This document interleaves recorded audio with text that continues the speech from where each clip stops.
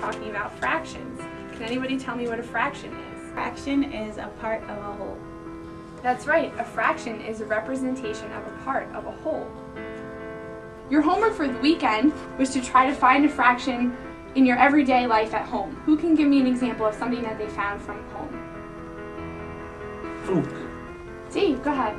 Weekend I got some pizza from Bertucci's, and I had 3 slices Okay.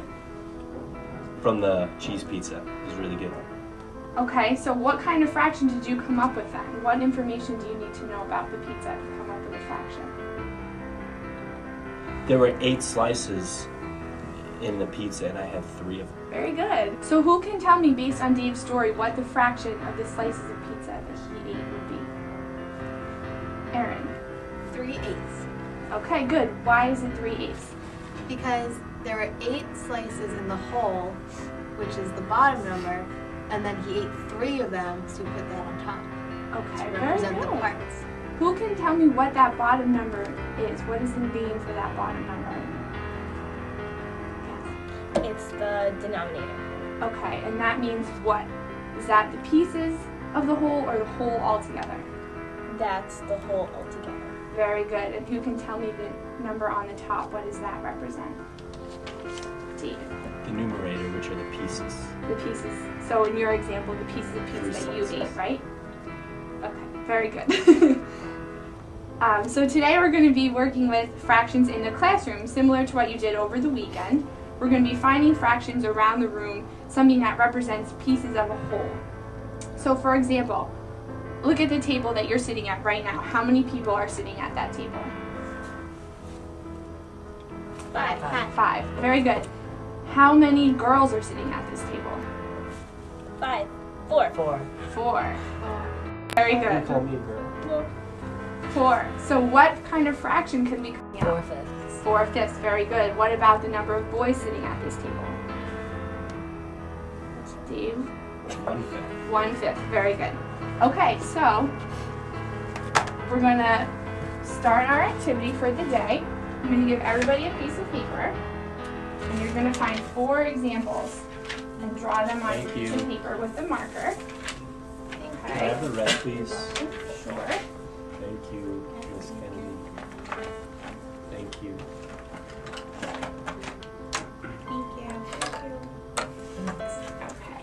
Can I have purple, please? Sure. Anyone else want the blue marker? Thanks, Miss Emily. Thank you. Okay, so we're going to start by folding our paper into quarters. Quarters? Quarters. So what does quarters mean? It's 25 cents. 25 cents, or in this case, it would be how many pieces?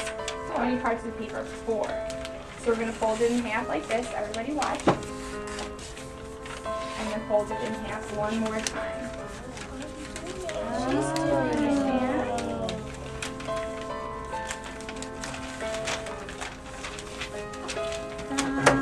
Very good. Now open it back up. So it has to face this way. Nope, whatever one you want. You have how many pieces in your paper? How many parts? 4. 4. Very good. So what we're going to do is everyone's going to spread around the classroom and draw 4 pictures of fractions that they find in the classroom. Erin, it looks like you have 3 examples so far. Can you tell me about the one that you're working on right now? Yeah, I found that in this room there are 6 tables in here, and Okay. only one table doesn't have anything on it. Okay, so what kind of fraction are you coming up with? 1/6. 6. And why is it 1/6? Can you explain what each part means? The 6 means the number of tables in the classroom, and the 1 means the number of tables without anything on it. Very good. So how are you going to represent in your picture which one is the older table and which one is the second one? I'm drawing 6 tables, and then I'm going to just make some squigglies on 5 of them to show that there's things on it. And I'll leave 1 open. Okay, very good. Looks like a great first example. Can you explain to me what you're drawing? Oh, I'm drawing the socket on the wall with the plugs. Okay, very good. So what kind of fraction do you have represented here? Well, it's 2 things are plugged in out of 6 of the sockets, so It's 2/6. 2/6. And what would be the fraction of open sockets? That would be 4/6. Very 4 good. that are empty, and there's 6 total. Good. Keep up the good work. Looks like everyone has some really great examples of fractions they found in the room. We're going to all go around and share one example of fractions that we found. So who would like to start? I'll start. Okay, go ahead, Ashley. Okay, so I went by the computers and I counted 7 computers, but there's only 2 people at the computers. So my fraction was 2/7. Okay, and can you explain to our whole group what each number in that fraction means? The 2 and the 7? So 7 is the number of computers, and 2 is the number of people that were at the computers. Very good. Who wants to go next? Go ahead, Dina. I looked at the shelves in the back of the room, and there were 6 shelves in a row, and only 2 of the shelves had a puppet on it, a horse and a cow. Okay, so what fraction did you come up with then? 2/6. Very good. And which one of those numbers is the numerator? The 2 is the numerator, Okay, and which one is the denominator? the 6. Does everyone see why the 2 is the numerator and 6 is the denominator? Very good. Okay, Erin, do you want to go next? Sure. I saw the shelves in the classroom, and there were 6 shelves in total, and 3 of the shelves had a globe on top. Okay, So- so what fraction did you come up with? I came up with 3/6. Okay, so your fraction is kind of like Danielle's fraction, right? You took all 6 shelves and figured out which shelves had something on them and which ones didn't. Mm-hmm. Okay, so what number of shelves in your picture then wouldn't have anything on top of them? That have no globe? 3. 3, 6 again, right? Yeah. Okay, very good. And Dave, let's share an example from you. I also went to the shelves, but I Okay. did a different shelf than Danielle.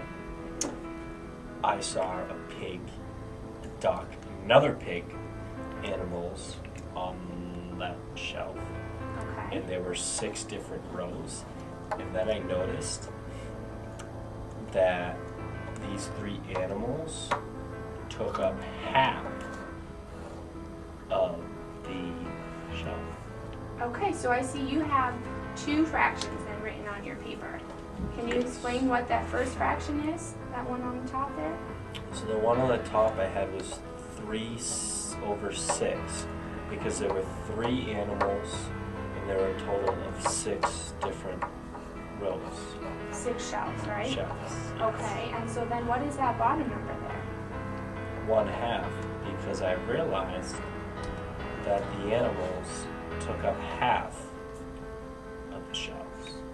Okay, does everyone understand what Dave did there? You see how he got 3 out of 6 shelves, right? Mm-hmm. Can you pass your paper to Ashley too, Dave, so she can see?